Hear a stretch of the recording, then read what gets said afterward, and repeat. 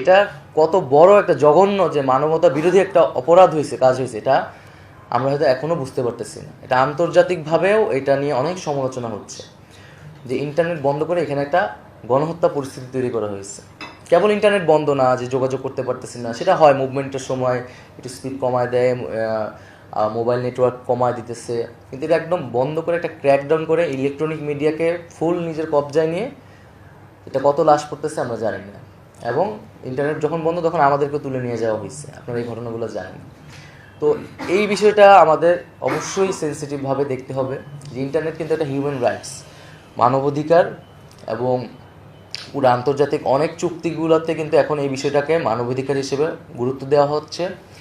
হয়তো সামনে বাংলাদেশের সংবিধান থেকে শুরু করে বাংলাদেশের যে মানে মানবাধিকারের জায়গাগুলোতে ইন্টারনেট খুবই গুরুত্ব পাবে।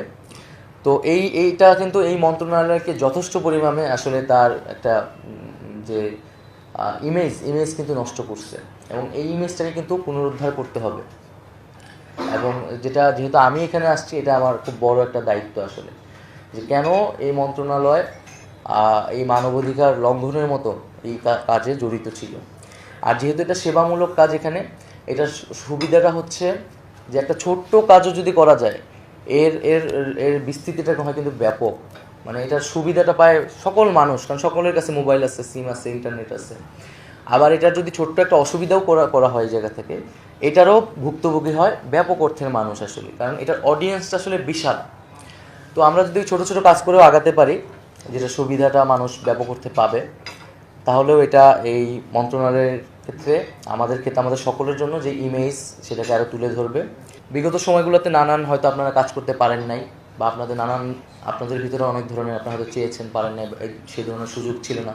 বা পুরো মুভমেন্টের সময় কিন্তু আমাদের অনেক ক্ষোভ ছিল সচিবালয়ের ভেতরে। আমরা এখান থেকে মিছিল করলে সচিবালয়ের সঙ্গে ভুয়া বলতাম। তো কেন তারা আমাদের পক্ষে কথা বলতেছে না, বা তারা তো এই জায়গাটা এখন দূর করতে হবে, যেটা এখন বাংলাদেশের মানুষ আপনাদের উপর নির্ভরশীল। সুযোগ এসেছে, সব কিছু ওপেন হয়ে গেছে, এখন আপনারা কাজ করবেন এবং বাংলাদেশ এগিয়ে যাবে। জাতিসংঘের জায়গা থেকে না, মানে আপনাদের প্রশাসনের জায়গা থেকে, যে আমি এটার ব্যাখ্যাটা জানতে আসলে কি হয়েছিল, একদম যেটা সত্য, যেটা যদি মন্ত্রী সাহেবের অর্ডারে হয়ে থাকে সেটা আপনারা বলবেন, যেখানে ব্যুরোক্রেটরা যদি যুক্ত থাকে বা তাদের অপারগতা থাকলে সেটা আপনারা উল্লেখ করবেন। হ্যাঁ, সেই অনুযায়ী আমি চাই দ্রুত সময়ের মধ্যে, এটা কত সময়ের মধ্যে আপনারা দিতে পারবেন, চাইলে 24 ঘন্টার মধ্যে আমাকে একটা অন্তত প্রাথমিক ব্যাখ্যাটা আপনাদের প্রতিষ্ঠান থেকে আপনারা আমাদের কাছে আর কি এটা হাজির করবেন। আর দ্বিতীয়ত হচ্ছে যে ইন্টারনেট বিষয়গুলো পপুলার ডিমান্ডস, আমি আসার আগে যতটুকু মানুষের সাথে ইন্টারেকশন করেছি, আপনারা তারা ভালো বলতে পারবেন যে ইন্টারনেটের দাম কমানো নিয়ে কথা আছে, বিশেষত মেয়াদের বিষয়টা নিয়ে অনেক কথা আছে, যে ইন্টারনেট এটা আসলে সিম কোম্পানিগুলো মেয়াদ কেন থাকবে, বা এইটা নিয়ে আপনারা একটু বলতে পারেন খুব ছোট করে, আমরা হয়তো পরে এটা নিয়ে আলোচনা করবো আরও। আর আরেকটা হচ্ছে ইন্টারনেট এই ঘটনাগুলোর আগে যেই স্পিডে ছিল, এখন কি সেই স্পিডটা আবার ফিরে এসেছে কিনা।